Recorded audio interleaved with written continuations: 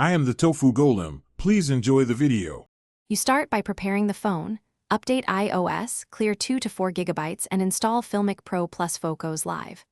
Once done, mount the iPhone on a gimbal or tripod so you get steady motion.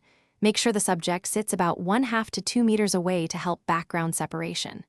Open Filmic Pro first. You need manual controls immediately, then grant camera, mic, and storage permissions. This lets you control focus, exposure, and resolution from the first frame.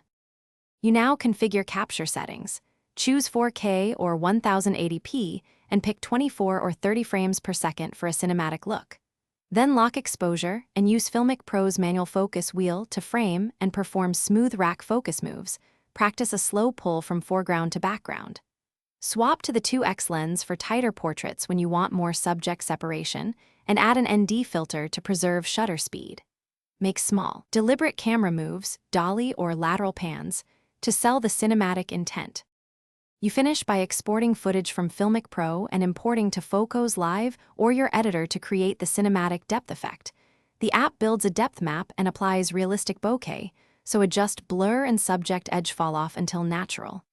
Next, color grade subtly to preserve skin tones and export in H. 264 or H. 265 at the same frame rate and a high bitrate. If something goes wrong, like an app crash or depth map errors, reboot the phone, confirm app permissions, free more. Thanks for watching. Consider subscribing if we helped you today.